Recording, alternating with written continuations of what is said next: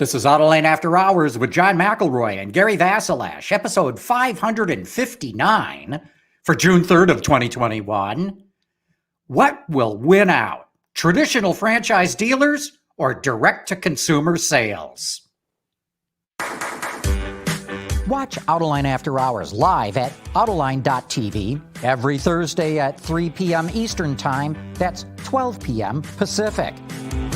You can subscribe to this podcast for free by searching for Autoline in iTunes, Stitcher, or YouTube. Autoline After Hours is brought to you by Bridgestone Tires, solutions for your journey, and by Magna.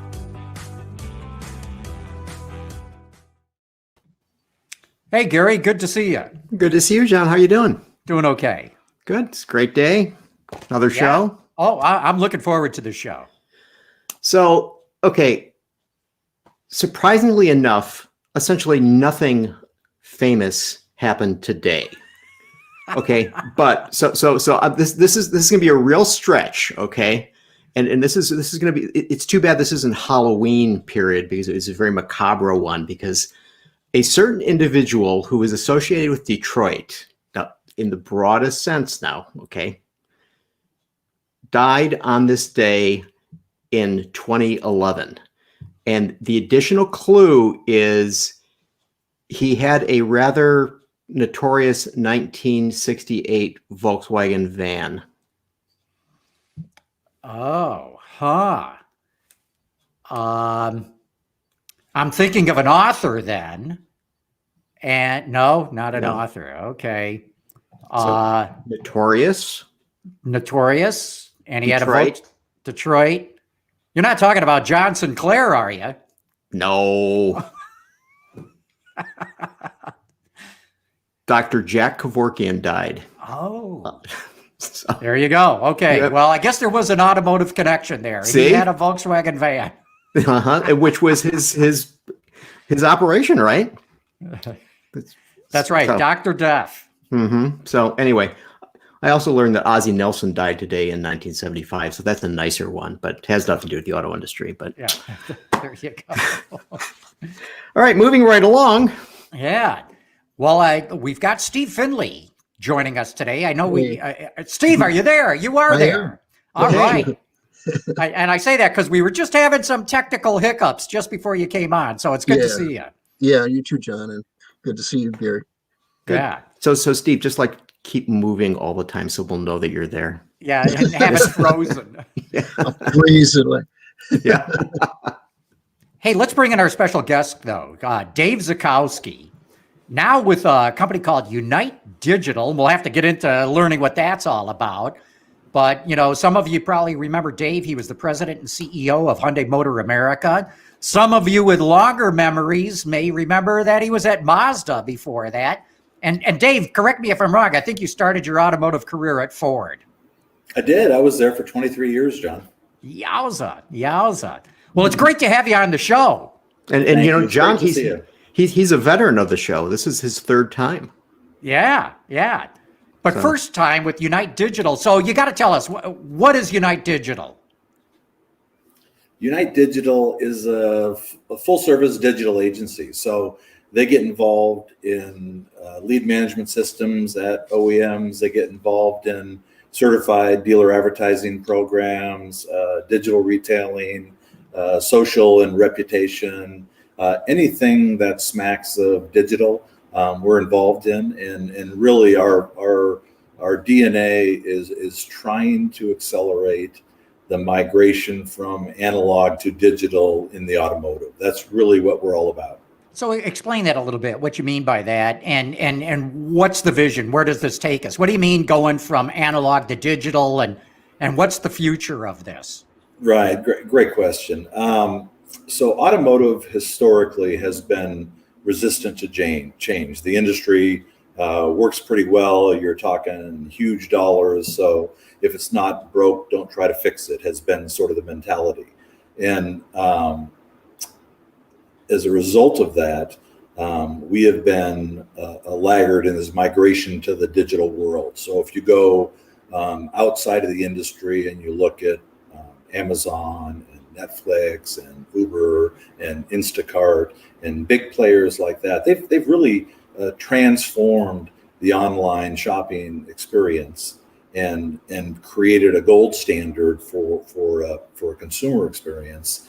And that gold standard so far really hasn't migrated to automotive. And obviously, with the recent pandemic, it was forced to accelerate that. Now things are getting back to normal a little bit, and I think there's been less pressure on converting to digital retailing and trying to create online processes that replicate in-store processes. But it really needs to come. That's what today's consumer wants to see, and how they want to shop and buy online. And they're not really interested in spending 5 hours on a Saturday in a store trying to negotiate a deal on a car. They'd rather go on to Amazon, click on this, and have it delivered the next day. So that whole experience has not really touched automotive that much. And I think what we're trying to do, we're one of several players that are trying to help accelerate that migration to a more fully digital online experience. And I think a perfect answer to that is it's a consumer choice. So if the consumer chooses to go into the store and complete 100% of the transaction at a physical location, that's great. He should have that choice. If he'd rather get his car appraised or do a credit check or shop for inventory online and then go into the store, he should have that option as well. And the key is that there should be options that are traditional options that exist at the store that are replicated online, and they run parallel paths. And the consumer should be able to pick, what pieces of the transaction I want to complete at home, which ones I want to do in the store, and it's their choice. And nowhere in that process do you ever drop the ball or lose your place or lose data or have to start over again. It's a very seamless, transparent process that is better for the consumer. It's faster, it's more convenient, and it's more transparent. So I think that's where shopping is going in general, and that's where these verticals outside of automotive have already gotten to, and that's where automotive needs to get to. And I'm not saying that the in-store presence will go away. I'm just saying that I think the role of the dealership, the role of the facility will change more going forward to more of a delivery center and a service center, and a lot of the negotiating and inventory selection and payment calculation and vehicle appraisal process. There's technologies that exist that support that today. And as people become more comfortable and more familiar with those technologies, there's no reason that they shouldn't. Dave, what options are dealers what options are customers on average exercising the most? You say they have the option of doing it all in the store or doing it all online or something in between.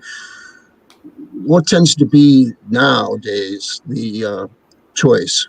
Yeah, I think, and remember, it depends on which source you're looking at, but you've got 8 to 10 hours spent by the average consumer online. So they're configuring vehicles, they're pricing vehicles, they're doing pricing comparisons. I think that entire shopping process, for the most part, has been relegated online. And if you look at 5 years ago, the average consumer shopped at about 5 stores before he bought something.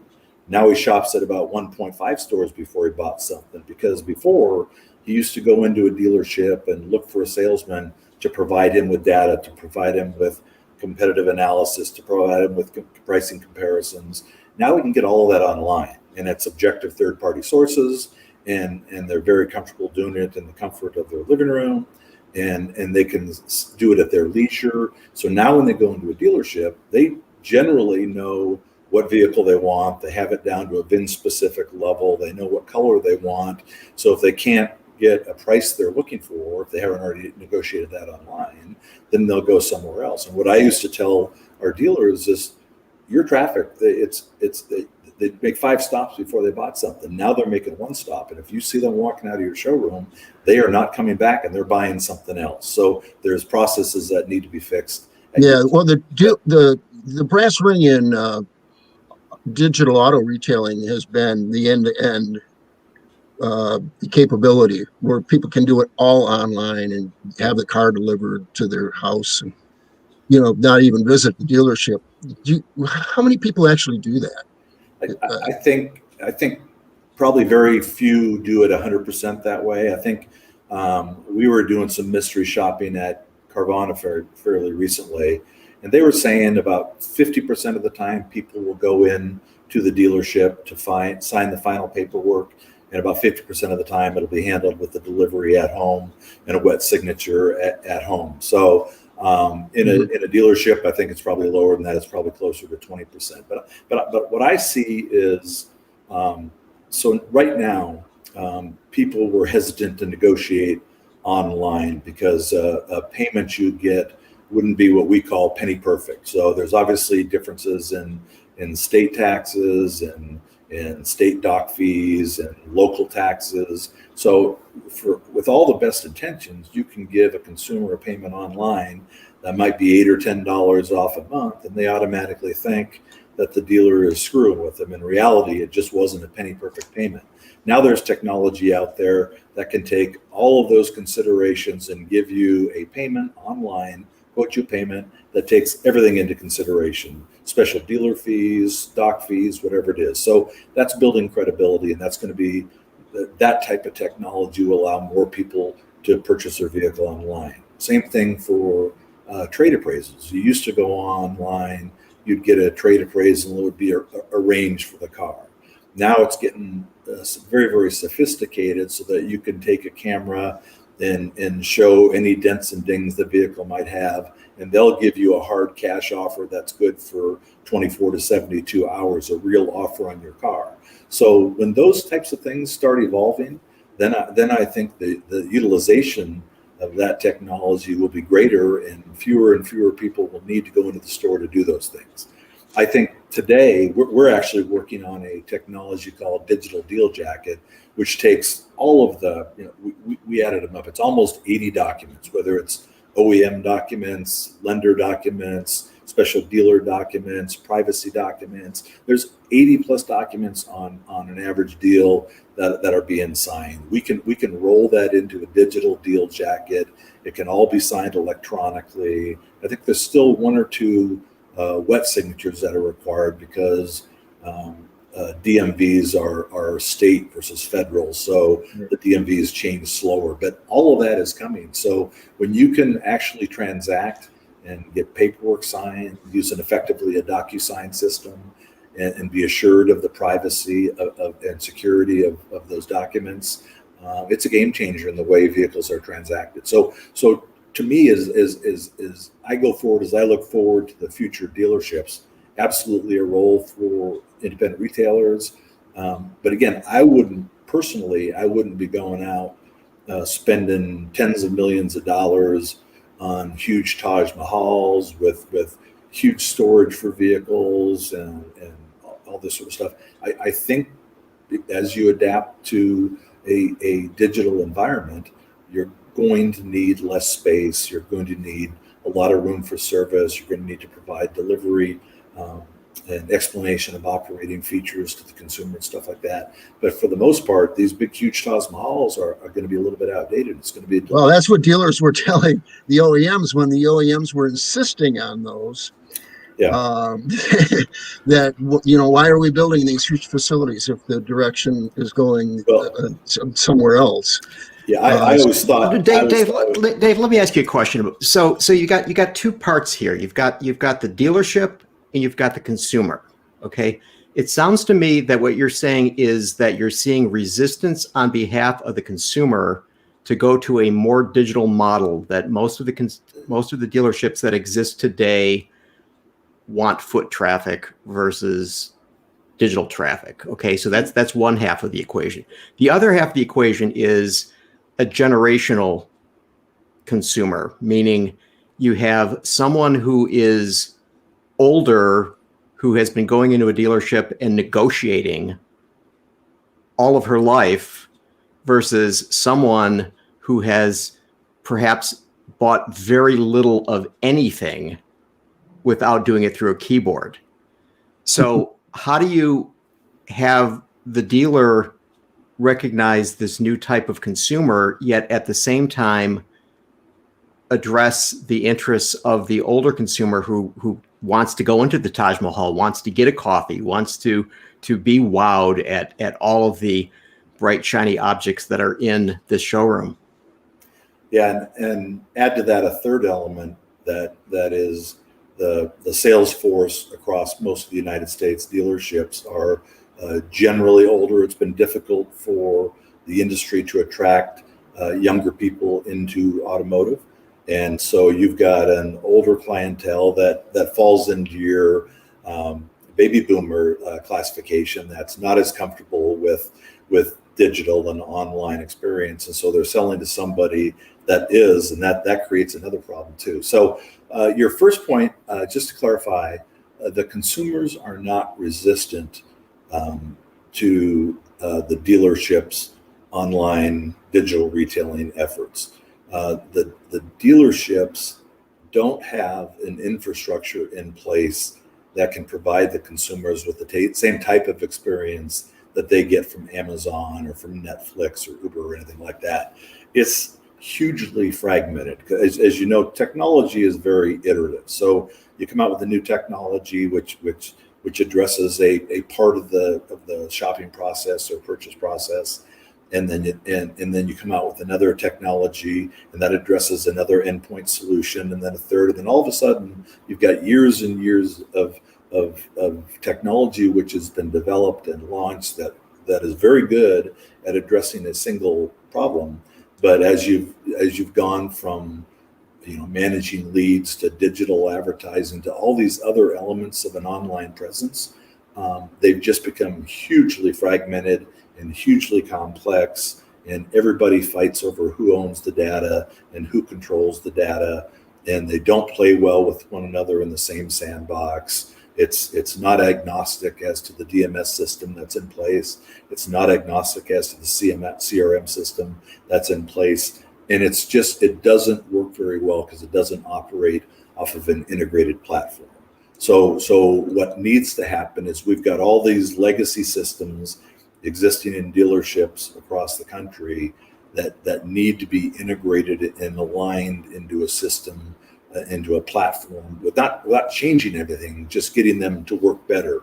And when you do that, when you have a single source of data in a store, I don't know how familiar you guys are with Techion, but Techion's idea for replacing a DMS system, they replace the DMS, they replace the CRM. It's all cloud-based, and there is a single source of data. So it's a very simple approach. And 40 years ago, when I started in the business, I never thought that we should have any role in a dealer deciding who his DMS provider should be or who his CRM provider should be. In reality, now 40 years later, we could have prevented all of this fragmentation if the OEMs had done a better job of controlling the data sources. So I think it's not so much the consumer as it is the existing infrastructure or ecosystem in stores is highly fragmented, very costly, very complex, very inefficient, and that's got to improve. And that's one of our big charges in life is to try to dummy that down and to get it fully integrated and aligned and to work better so that the consumers are more happy with the experience and you don't lose data and you don't drop the ball in key places along the customer journey. Dave, let me ask you this. None of the EV startups are going through the franchise dealer route. They're all going direct to consumer. I can see why people want to go digital. I mean, crikey, I don't want to spend hours at a dealership going through 80 pages of stuff. You say 10 hours going through this online. At least I can spread that over several evenings at my home. It's not as bad as trying to do it at one sitting at a dealership. But as these startups go direct to consumer, who do you think's got the advantage? The traditional OEMs with their franchise dealers or the startups going direct? It's a great question, and it's a really important one right now. The timing couldn't be better. And look, I'm a 38-year OEM guy, and I've always been a huge advocate of the franchise dealer system. Right? It's certainly not a perfect system by any means, but it's evolving, and the rate of change is changing, because of all these disruptive competitors like Carvana and Tesla, and because of the market dynamics like COVID that changed their world overnight, and because of really wild shifts in consumer expectations. I want to buy a car. If I can go to Rocket Mortgage and buy a house online, I sure as hell ought to be able to buy a car online, right? So all those things are changing.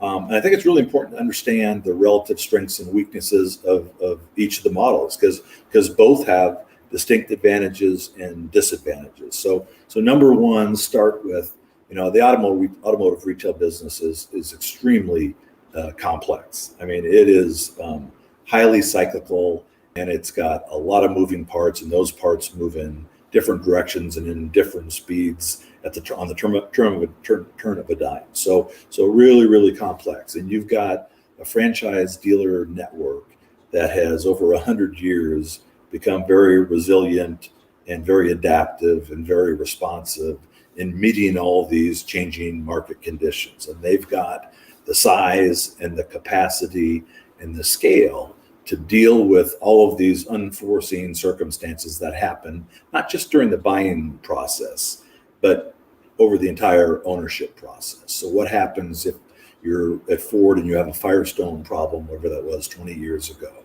or you've got a national recall, or you've got service campaigns? But they've got the scale and everything to do that. And I can remember as an OEM guy just being thankful that we make mistakes, and whether it's a recall or whether it's a defective product, or whether it's a misstated fuel economy or horsepower, whatever it is that affects the consumer, I always felt thankful that we had the dealers there to make it right and to smooth it over and to take care of our collective customers, right? So there's a lot of things that happen once you get through the purchase process that require scale and capacity that a franchise dealer network can deliver. So that's a real positive to a franchise dealer network.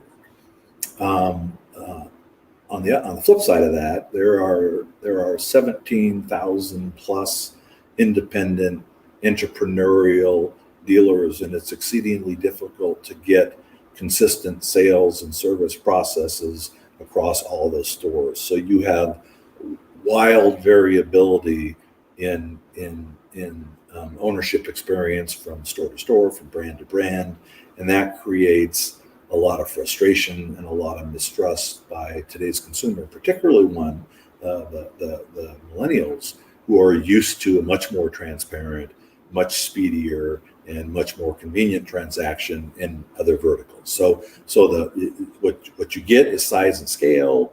What you don't get is this whole idea of consistent processes and a robust discipline for the ownership experience, right? So you flip to the direct model, direct to consumer model, and it's exactly flipped.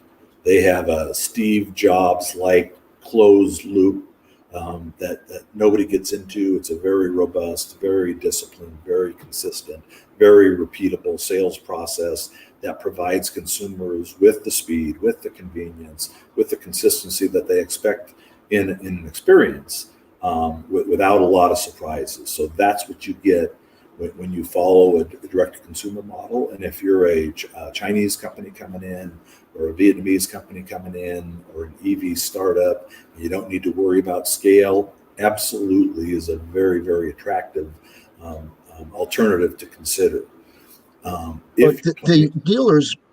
dealership trend is moving in the direction that you just cited with this process that's almost centralized if you're talking about the consolidation, because we're seeing now and in the future fewer owners, more dealer groups, some big dealer groups like AutoNation and Sonic and Group One, and they are run as businesses. A lot of the people that head them are from auto companies, and they have established this soft touch, customer experience oriented system that is practiced throughout the entire organization. And it's odd or ironic because I remember when consolidation was first taken off with the auto industry, people were saying, oh my gosh, the local dealer, it's not going to be the same. It's going to be run by these faceless, spiritless companies. And that has not been the case at all. If in anything, and I'm not trying to make a case for, mega dealer groups, but they know what they're doing and they have a consistency to their operation. And, Well, and the direction is moving more towards them. Yeah, I agree 100%. And a couple things are going to happen. Number one, when I first started, there was almost 30,000 dealers in the country. You go through every 7-year cycle. They get, Darwinism takes hold. They get winnowed down and went from almost 30 to 26 to 23 to, I think the last count is about 17. I believe there is another process that's going to come as eventually we'll get into a downturn. And what it will be is it's enabled by digital, and what Roger Penske does and Group 1 does is so much easier, and they're able to deliver what you said, a really good experience, because digital enables them to do that, allows them to do that across multiple locations. So you will see, I think, of ultimately 17,000 may go down to 12,000, and the number of individual owners is going to go from 7,000 to 4,000 or 5,000. And the mom and pop entrepreneur is probably going to go away over time. And you're going to have dealer groups and publics and all sorts of things that are going to be the vast owner of all this. I agree in that wholeheartedly. And it's the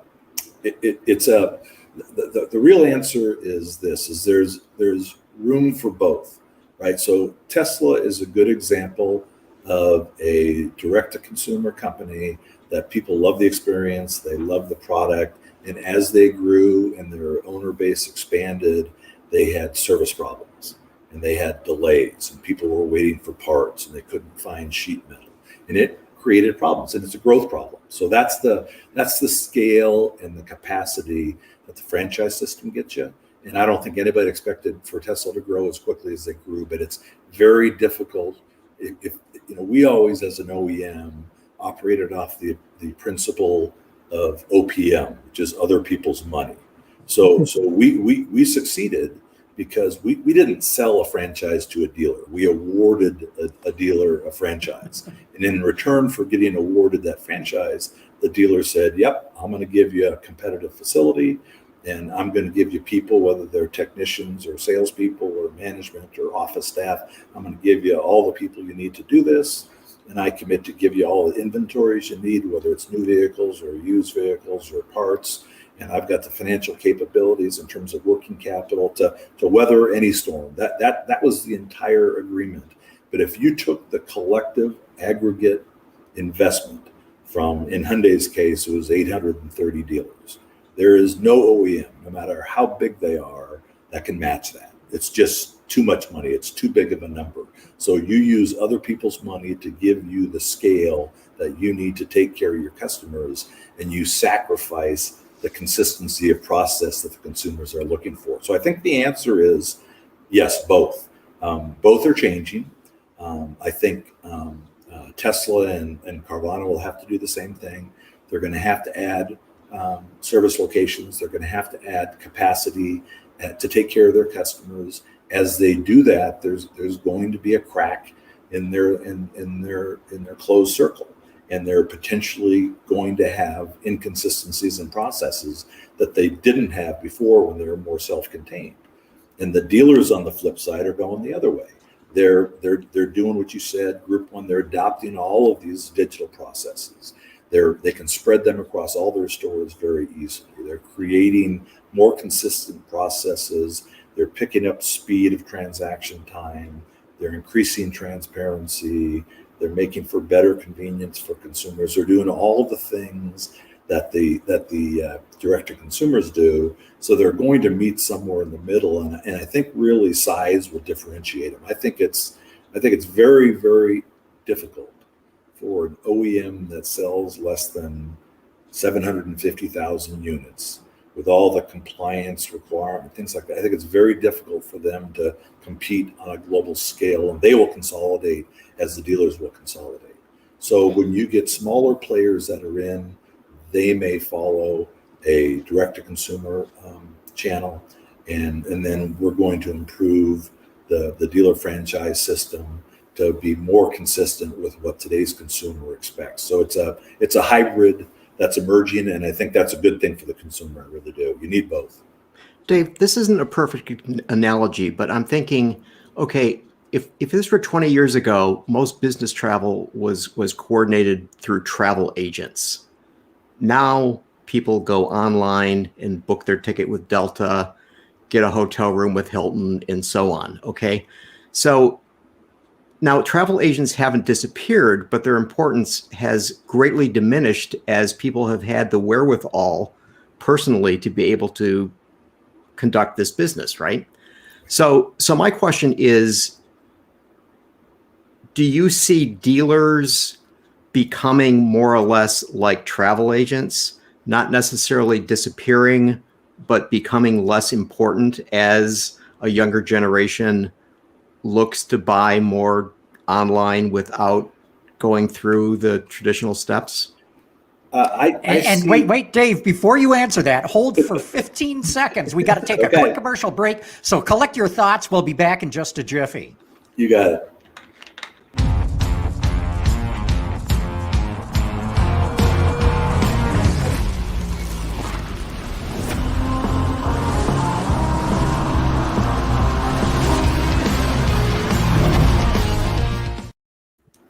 All right, we're back, and now you can answer Gary's question. All right. I think the role of the dealer, I think the importance of the dealer will remain, because he is the point where the rubber hits the road with the consumer, and that's difficult to replace because vehicles are very complex. Vehicles break down over the life cycle. I believe that their role on the sales side of the business, in terms of salespeople that know their product really well and can present their product really well, and the whole negotiation process and the F&I process, I think that will go more online. I think we're going the way of menu pricing for F&I, and I think that's a good thing. I think people want a single point of contact to create a role for somebody that whenever they have a problem with their car, whether it's sales related or service related, they call them at the dealership and they can take care of things for them. But I think they will remain increasingly important because, I always told the dealers when there are three things that ensure that you're going to be a critical piece of this puzzle. Number one is test drives. Okay, so like Carvana, for instance, doesn't offer test drives. They just don't have that capability. So what they offer instead is 7 days, right, to return the vehicle. So if you don't like it within 7 days and return it, they don't do any of their registration or DMV. They have them run on temporary tags, so they can unwind it really quickly with no problems within 7 days. That's effectively their test drive, but they don't offer that. Right. But in the new vehicle world, I think a test drive is critically important. You need to scratch and sniff and sit in a car and drive the car and check the sight lines. And whether you do it at the dealership or whether they bring the car to you isn't that important. But I used to tell the dealers, I said, look, if you don't have a row of vehicles front-lined and cleaned and gassed and ready to go, and if you don't have a route picked out that highlights the special features of that vehicle, then you're missing the boat, because one of the three reasons they come into your store is to get a test drive. Number two is this second level of information. They can go online for 8 to 10 hours. They can look up everything they want to look up, but this more sophisticated level of information, they really need to go into the store and find someone that can deliver to them that they can't find online. So if your salespeople aren't trained, if they aren't certified, if they don't understand the product, if they're not confident with technology and how to set their nav up and how to set their radio stations, then again, you're not providing them a service. That's one of the three reasons they come to see you. And the third reason is to provide a warm and friendly face in what is a very, very difficult environment often of buying a car. So I want somebody I can connect to. I want to know I can call somebody if I have a problem or if I have a question. I want them to be able to connect me with service. So the whole idea of test drive and second level of information that you can't really Google and find up, and the ability to create a relationship, those are the three things that make a dealership relevant. I think those three things will remain. I personally think the way dealers make money will change over time. So internet has created transparency, not just in new vehicle pricing, but now in parts and used vehicle, and they're competing online with service sources as well. So margins are going to be sort of flatlined going forward because of this transparency. So dealers are going to have to figure a different revenue stream, a different way to create revenue streams. And I think part of EV, everybody talks about what happens, there's 2,000 moving parts instead of 20,000 moving parts. So what happens when these vehicles don't break? What happens to my service business? The reality is the dealers, I think, will create different sources of revenue from subscription services. Vehicles now are basically laptops on wheels. So they want to recreate the environment they have when they're sitting at home in front of their computer. They want that in their car. And I think that creates an opportunity for subscription services that the dealers can probably share in revenue and things like that. So different ways to go to market. I think you'll need fewer dealers. I think there'll be greater consolidation. There'll be less individual entrepreneurs and more dealer groups and public companies. And the way they make their money will be a little bit different. But yeah, they'll figure something out. Well, to get back to John's point about this franchise dealerships, it's a little harder than it actually sounds because of franchise laws, which have prevented Tesla from being able to sell in certain states.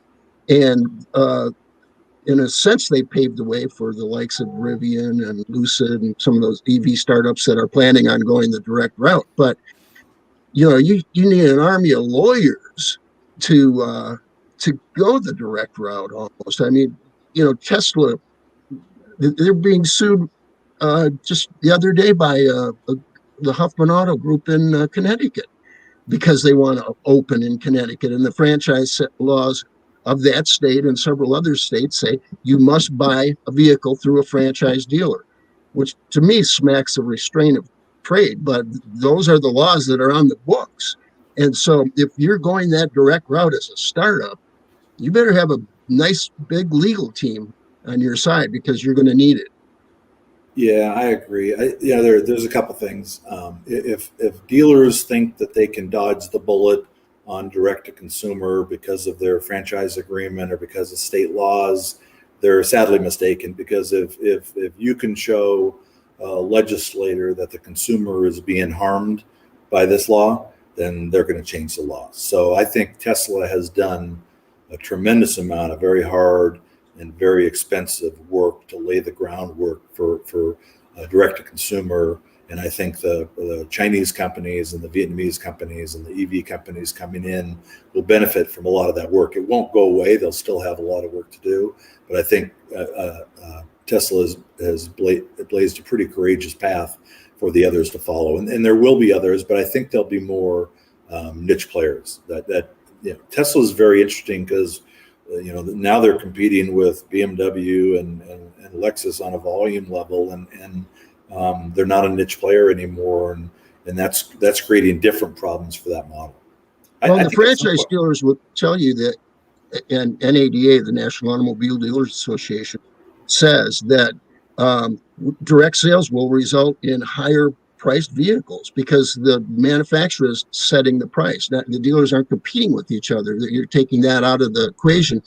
And it's sometimes disingenuous to think of the NADA as some consumer advocate. But, it sounds like they're onto something in that this really is going to prevent the competition at the price that benefits the consumer. Yeah, you're absolutely right. I think it's funny you look back. I think Saturn actually did a lot of things right. It didn't work out so well from it, but they did a lot of things right when they assigned a market area to a dealer. Because I used to tell the dealers, I'd sit in a room and I said, look, your biggest enemy is not Toyota, it's not Ford, it's not Honda, it's not Nissan, it's yourselves. You guys across the table from one another are slashing each other's throats in a race to the bottom. There is no need for that. You guys are doing it to yourself. And so when you get a market area approach, and so it's interesting. I'm familiar with both. So HA is a Chinese group that's coming into the U.S. that's using a dealer model, and VinFast is a Vietnamese group that's going to use a direct-to-consumer model. And I don't know what the volumes are. I think HA's volume expectations are higher than VinFast. But what HA is doing is they're following a Saturn approach, and they're saying we are going to use dealers, and I think it's primarily customer convenience issue, right? I mean, if that's the biggest issue when you have Tesla approaches, it's inconvenient for a customer to get the vehicle serviced and other aspects of their ownership experience. But HA, even though they're going with dealers, they're going with one dealer so you normally have 8 dealers in Atlanta. They'll go with one dealer that covers all of Atlanta. So it's a quasi direct to consumer where you have one dealer that controls it. But Steve, your point is absolutely right. In a one price environment for a dealer, they're going to set their price that's discounted from the MSRP. In a one price environment for direct to consumer, the manufacturer sets the MSRP and there's no room for negotiation. So it will result in higher transaction prices until such point as demand does not meet their supply. Then they're going to have to make a decision as to we take our production down to meet what the demand is, or we adjust our pricing or do back end specials or whatever it is. But at the end of the day, good point. Yeah, at the end of the day, all that's evil in the car business is created by overproduction, overfleeting, over incentivizing, over discounting, heavy inventories and high holding costs. All of that is a result of one thing, and that's overproduction. So now what you would hope is the lesson learned now going on almost a year and a half. It started with COVID, where we ran out of inventory, and dealer profits were at record levels during COVID, surprising to everybody, because obviously their payroll was taken care of by the government for a short time, and their marketing expenses were down because they didn't have the inventory, and their inventory expenses were down because they didn't have the units, and their margins were up because supply and demand is a wonderful economic driver, right? So it was all a beautiful thing, and I think they were probably heading back the trail of we got to recover some of that production. Let's go full overtime and get vehicles in stock again. And then the chip shortage came, and now the big focus is you can't buy a used car. New cars are not being discounted to speak of. I think manufacturers are pushing dealers to get a retail ordering system in place, which is the best of both worlds, which dealers just count vehicles when they're delivered. So we have an opportunity here. The industry has an opportunity, I think, to reset from a push to a pull. And I think that's a great opportunity, because otherwise the traditional business model as we know it is volumes are cyclical, but they're due for a downturn. Margins are not growing anywhere because of the internet. They're completely exposed, and so they're not getting any better. And then you've got operating costs, whether it's facility costs or whether it's marketing costs, or whether it's compliance costs or the inventory holding costs. All those costs are going up. So margins coming down, or margins staying flat, volumes coming down, and costs going up is not a good model. So something has to give. And I think we have an opportunity right now, if consumers are willing to wait within reason for a vehicle to be delivered, and they don't need go in today and buy a car today, because you can't do that going in and buying a dining room set anymore. You can't do that going in buying really anything anymore because the pipeline's empty. People are getting used to waiting. They'll wait for deals too. There's enough technology in the car business that you can find a vehicle that's in the pipeline and match that vehicle. So I think it's a great opportunity for the industry to change their model. Hey, we got to take another quick commercial break because my dog's barking at me here. I got to let her out of the room. And Dave, Gary's got a bunch of more questions to get into of things going on in the industry. You want to join us for that? Can you hang on? Sure.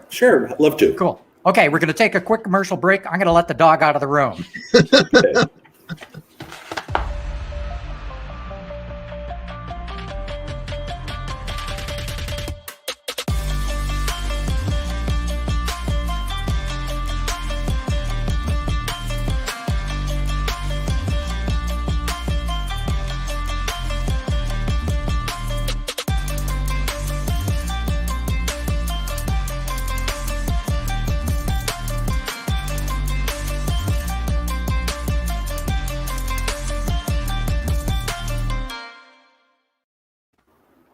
All right, we're back.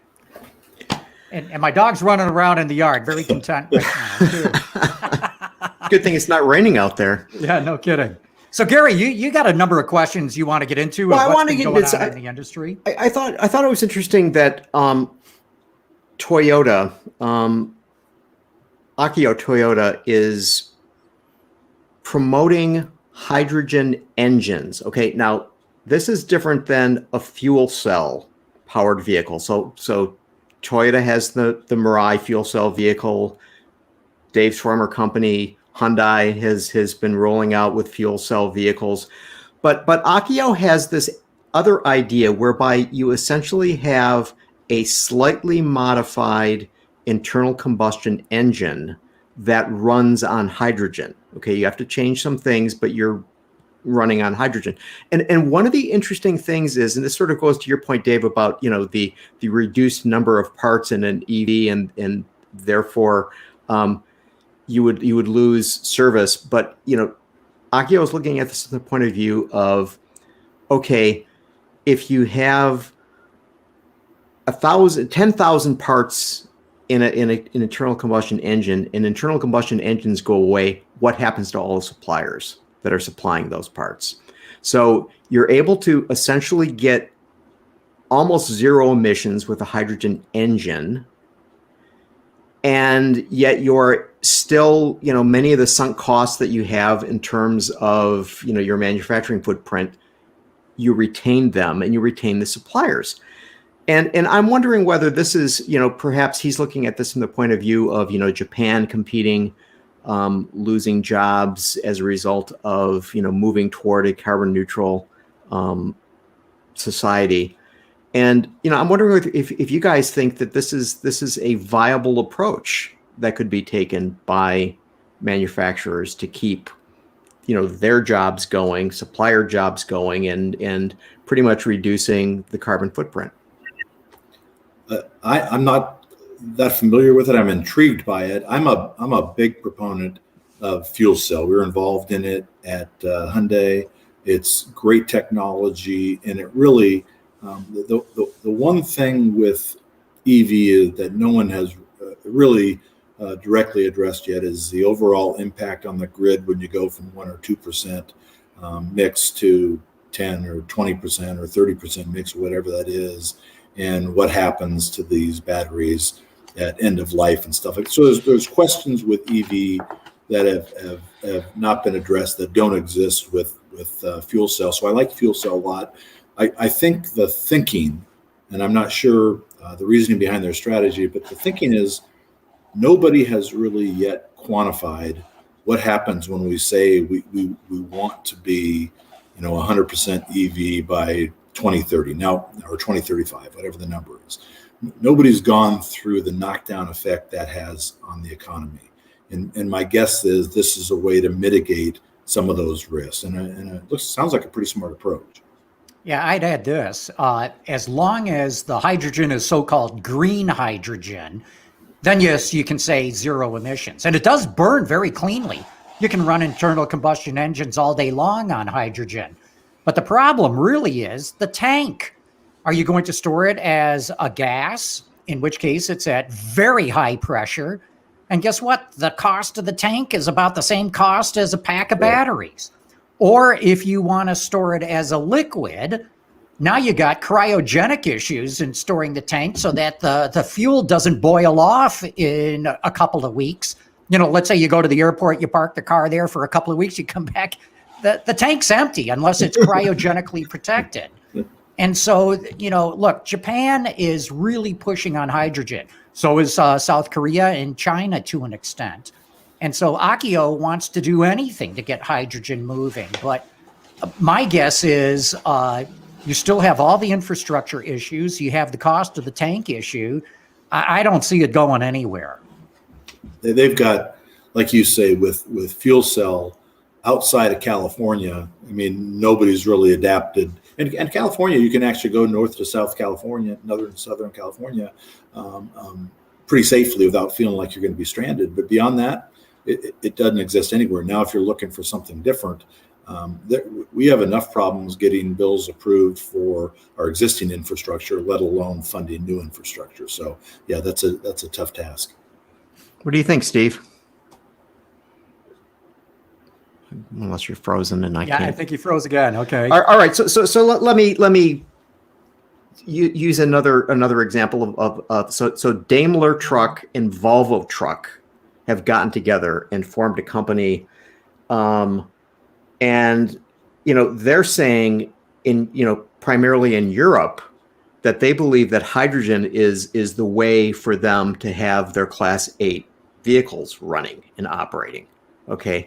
And, it seems to me that, and we've even seen Toyota, with the Port of Long Beach, we did a show on that 2 or 3 years ago, I believe, running, that they worked using Mirai fuel cells, and put it in a big rig and are, using it for drayage operations.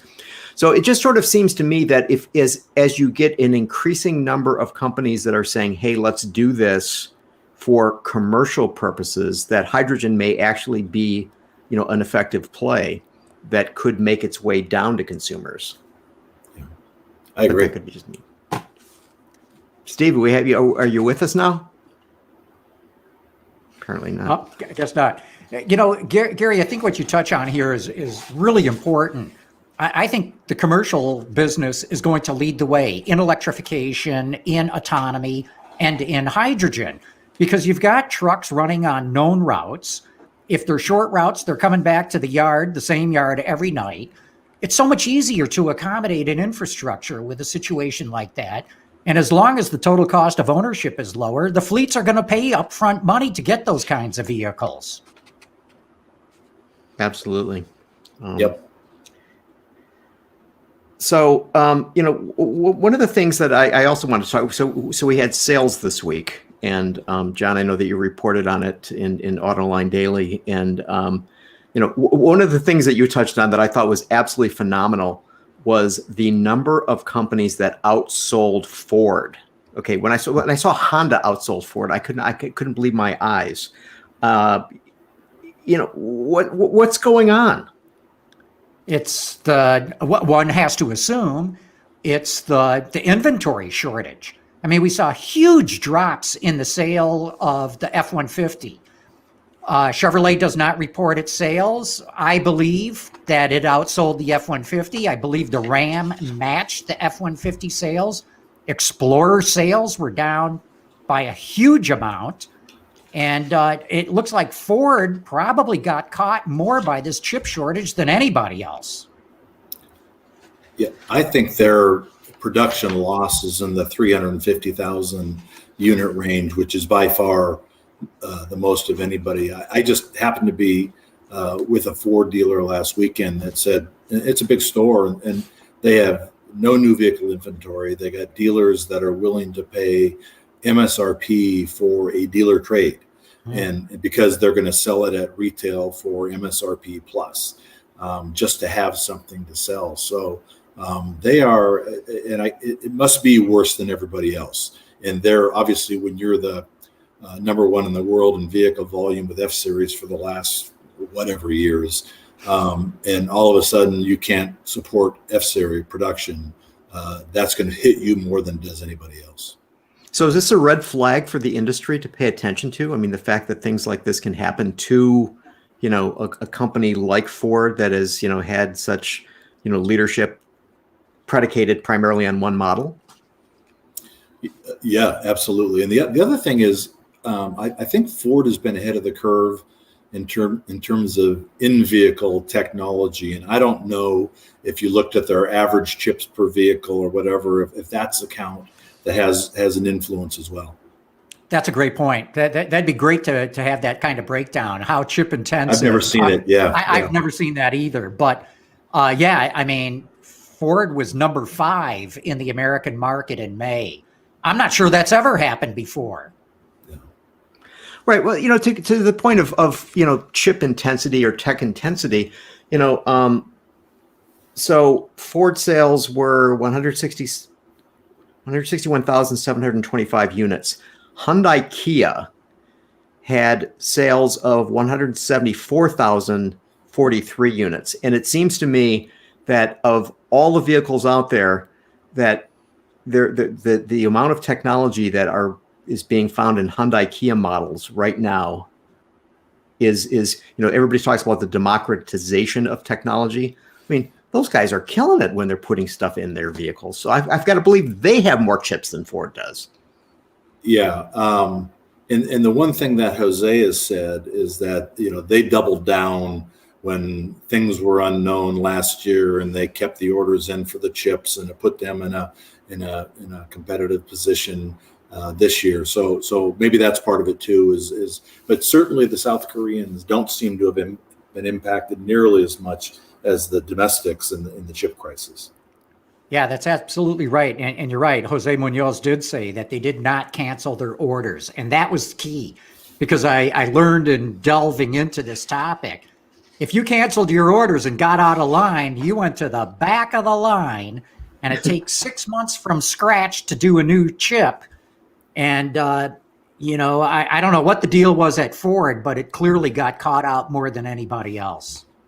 Yeah, Gary, to your point, though, in terms of lessons learned, absolutely, everything is going great. So we got out of COVID, we survived COVID, we're better off than we ever thought we would be. We've got the industry coming back. We broke 18 million. Consumer demand is back. The economy is pretty solid. Interest rates are as low as they've ever been. Consumer confidence is as high as it's ever been. And we can't build vehicles because of the chip problem, which nobody could foresee. I mean, how frustrating is that? What's the lesson? What lesson is learned from that? It happens. Yeah. Well, there's something that always happens in this industry, it seems. Gary, what else you got? Well, I mean, I don't want to depart this quite yet. Okay. So here's my question. So, and Dave, you probably have some really good insight on this. Is that okay? As vehicles are becoming increasingly technologically based, is the auto industry sufficiently knowledgeable about these technologies that it can confidently go forward and produce these models, whether they're electric models or autonomous vehicles or what have you? I mean, because it seems to me that, if you want to buy an Xbox, you still can, right? You don't have the same problem in terms of accessing one of those than you do an automobile, because I think that Microsoft is probably a little smarter than fill in the blank OEM when it comes to technology and accessing it and sourcing it. Yeah, it's certainly uncharted territory for them. And I would think that as much planning and thought as goes into their product development and their production cycles and production plans, that they feel pretty confident that they can deliver on it. But I was very interested when early on in the chip crisis, there was a lot of conversation about let's build vehicles and take some of this technology out of these vehicles and just build them. And I just thought that was a very dangerous way to go, because they've spent 3-4 years talking about how important it is and how these safety features are the best thing in the world. Now, all of a sudden, you can't get blind spot detection and you can't get emergency braking, and it's okay to build those vehicles after you said for 3 years you shouldn't buy one without it. I thought that was a tough sell. Yeah, that's an act of desperation if there ever was one. Well, okay, so General Motors announced today, and I'm hoping, John, you have some insight on this, that they're going to be increasing the production of trucks at several of its plants, Flint, the Colorado and Canyon plant that has been on hiatus, and I don't understand how they're able to do this with the chip crisis. Well, maybe, and I don't have any inside information on this. It looks like in some areas the chip shortage is starting to ease a little bit. It probably has to do when you put your orders back into the system. But we know all along that GM has prioritized its highest profit models. That's where the chips are going. And trucks and SUVs are what make the most money. They've been getting the priority. To Dave's point, GM deleted dynamic fuel management on its trucks, where you lose a mile or two per gallon because they didn't have the chipset for that. But I did see that notice that they intend to boost production. Either they did a better job of reallocating which product lines get the chips, and or in GM's case, the shortage is starting to ease up a little bit. I think it was this morning, that they were bullish on their future earnings forecast, because they saw light at the end of the tunnel with chips. So that was really encouraging to read. Right. So Dave, then you think that technology will be something that will continue to be rolled into vehicles at a measured pace, but I mean, still increasing model after model after model. Yeah, I do. You got to be careful that technology for the sake of technology, no. Technology that protects passengers or protects lives or pedestrians, yes. But one of my biggest concerns in the business, and I'm a guy that first vehicle I drove with a rear camera, I said, well, this is silly. I would never use that. And I would never buy a car without a rear camera now. And it's just, so there is technology, and then lane departure and all of these great, to me, the government wants to protect you with stopping, protect you with backing up, and protect you with changing lanes. And that's that whole umbrella that goes around the car, right? So I think that's wonderful technology. Technology for the sake of technology, you got to be careful of. I've never really bought into the self-parking cars and stuff. It looks cool. It makes a great ad, but I would tell you that utilization is probably less than 1%.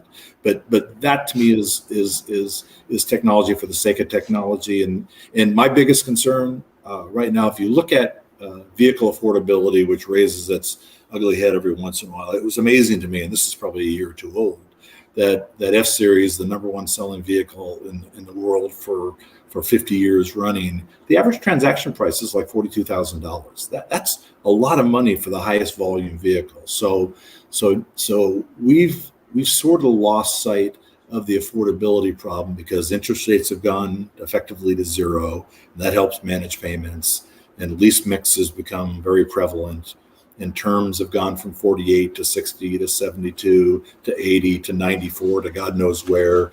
And lease terms are getting extended. So all of these tricks for managing payments have been sort of used up. And if interest rates start going up, and you've got increased technology going into the cars, you've got increased compliance costs, government mandated compliance costs going into cars, at some point in time, it's going to be difficult for the average person to afford a new vehicle. And we've hid from that for a long time, but we've had a lot of good factors going in our favor for the last 10 years that can't run that way forever. Well, Dave, you mentioned, and this surprised me, the Chinese company and the Vietnamese company that are coming to the United States. So where are they going to play? Do you have any insights to what they're going to be up to? I think and they're both probably 2 years out, but I think the Vietnamese company's plan is very similar to what Toyota and Honda did when they came in. They create beachheads in the east, beachheads on the west, and then work their way to the Midwest eventually if it comes to that. So they aren't going to be national companies. They're going to be regional companies. Who's going to be their value proposition? I think generally, if you look back to what the Japanese did to the domestics, then what the Koreans did to the Japanese, and purportedly what the Chinese are going to do to the Koreans to become the low-cost producer. It's generally a 20% value prop improvement on any of these products coming in. So I know when I was talking to the guys at HA, that was their target, somewhere between 17 and 20% transaction price to transaction price for a vehicle that looked great, had a great warranty, had a beautiful styling. You really couldn't tell it wasn't a domestically produced vehicle. And it was at a great value proposition and a sales process that was very consumer friendly in terms of one price, non-negotiating, things like that. So they were going the simple route, and I think probably the Vietnamese company will do the same thing. No, that's very interesting. If and to your point of as the Japanese came in and took it to the big three, and then as the Koreans are coming in and affecting the Japanese and we've seen real change in the market. I mean, we've seen that Toyota has, I believe, about 15% of the total market in the United States right now. Yeah. And do you see going forward that there could be any shrinkage of the overall vehicle market in the United States, which would then make these companies have an even bigger effect if they're able to sell at the lower end and claim that part of the market that now is probably having to buy used cars because of the transaction prices being so high? Yeah, number one, yes, I do see. I think it's way past due for a traditional downturn cycle, right? It's normally a 7-year cycle, and we're in 8 or 9 years before COVID hit, and that was just a couple of months, and then came roaring right back. So the typical industry cycle is due to go down again. It'll be driven by inflation. It'll be driven by cost of money factors. It'll be driven by declining consumer confidence. And it's a very typical cycle, nothing to be concerned about. But I think if anybody thinks that we're going to continue with 16 million plus industries forever, they're sadly mistaken, and they'll be badly surprised. What do you think is the cap in terms of, well, it definitely can go down, but how high can it go naturally in the United States? Could it reach 20 million? I don't know. I don't think so. I think in my mind, 18 is about as much as you get with the production capacity, the utilized production capacity that's in place. Unless you get incredibly high vehicle velocities, the ability to sell 90 cars out of a 102 car inventory, which is really hard to do in this market. It's hard to get with utilization where it is right now. It's hard to get, I think, much more than 18 million on a sustained basis. I think the one thing that we don't do, have never done, that I think is really important that we do is we never look at the industry in new and used vehicles combined. We look at a 16 million new vehicle industry, and you never really look at a 30 million used industry or 25 million used industry to see that the total vehicles purchased. When you look at it that way and you look at it over time, all this variation in the market flattens itself out a little bit. So in many cases, when new vehicles get tough, people need a vehicle, they can't afford a new vehicle, they're going to go buy a certified pre-owned or a used vehicle. And I think when you look at it that way, if the number is 35, and I haven't looked at it for a while, if the combined number is 35 million to 40 million new and used, that doesn't wiggle that much. And I think anything that drops out of the new market is sort of recovered in the used. The replacement requirement out there is pretty consistent. So yeah, I see a high end of 18 million on an ongoing basis in SAR. Well, I would add this end too. I mean, like you point out, Dave, over the last decade, the industry, at least in the U.S. market, has had tremendous tailwinds. And what the biggest tailwind of all, in my opinion, is population growth. Yeah. Over the last decade, the population of the United States increased by 2 to 2.5 million people a year. There's now 25 million more people living in the United States than there was in the year 2000. But we've recently seen under the Trump administration a big crackdown on immigration. The Biden administration has loosened that slightly, but not very much. And we've seen, just in the last census data, a big drop off in the birth rate. And I would say that if we start to see a plateauing of the population in the US, the auto industry is in big trouble, or certain players in the industry are going to be in big trouble. That's because the only thing that's kept us at a 17 to 18 million SAAR over the last decade has been an increase in the population. Well, and then compound that with players coming in from China and Vietnam or wherever, it could get pretty weird. Yeah, back to Gary's point, if the industry stabilizes at best, and you've got new players coming in the next 2 years, you're just cutting up the pie into more pieces, right? And that hurts everybody, for sure. Does the pie grow or does the pie shrink? I mean, obviously the pandemic has had an effect on ride sharing, and it had thought that there was going to be more of that, and as a result of that, there'd be less people buying a vehicle because it'd be more cost effective to use Lyft or Uber. I mean, that may have gone by the wayside for now, okay, but a year from now maybe that'll change. Then you have the situation, and we talked about this in the show many times, autonomous services with companies like Waymo and Cruise, and again, people may be able to get from point A to point B pretty much on their schedule, not owning a vehicle. So, I just wonder, do we have a slightly shrinking pie, and then add to that when you have, the transaction prices, bumping around 40 grand, and you have a bunch of the younger people who have huge amounts of student loan debt, suddenly buying a car isn't such a great idea, perhaps. Well, I agree. If you look at it, I mean, my kids look at owning a car much different than we did, right?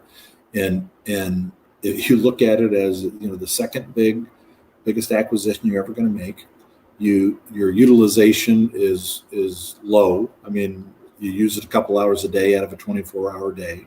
Your operating costs are high. Your depreciation is, on an investment basis for these young kids, they're looking at that. They just pencil it out and say, I'm much better off jumping on the bus or grabbing an Uber or whatever it is. Now, we forgot all of those factors when we got into the pandemic, but none of them went away. I mean, all of this will cycle back. And Gary, I agree with you. I'm a little bit more bearish on the market overall because the interest rates have nowhere to go but up. Affordability has nowhere to go but down. All of these factors that are, call it non-traditional impacts on new vehicle volume have not gone away. They've been forgotten a little bit, but they haven't gone away. People are still spending billions on self-driving vehicles. And so I tend to agree with you that the new players specifically, I think primarily will be sourced from used vehicles, converting used vehicle shoppers into new vehicle buyers, because we can offer you a great, 60,000 mile warranty at about the same transaction price as a good used car. I think again, their volume numbers aren't huge, and I think a lot of that will come from the used side. Well, the used car has always been the youth car, right? Right. When Toyota came out with the Scion saying this is the youth car, and it was like, well, there is a youth car. It's called a used car because that's the price point that young people can afford. And I'm not sure, even if you're an older person, you can afford a $40,000 car or want to spend $40,000 right car. I agree. Yeah, I think there's only a couple of factors that would make the pie grow bigger. Either car prices have got to come down, and I don't see that happening whatsoever, unless we can train the consumer to accept a lot less in a car, like this in China, the Wuling EV, the Huanggang, at $4,500. It's the second best-selling car in China. I don't mean the second best-selling electric car. It's the second best-selling in China. So either car prices have got to come down, or per capita income has got to go up. And the good news is per capita income has taken a nice jump in the last couple of years. But for the last decade, it just flatlined. And as car prices went up, we priced millions of households out of the new car market. Right. That's exactly right. All right, Yeah, John, it's on that fun- positive. Okay. I was going to say on that positive note, we perhaps ought to wrap this up. Yeah. 'Cause we've been really taking Dave's time here, and I mean, I feel badly that we made him sit here through all of Boy, this. am I glad I'm out of the OEM business now. Jeez.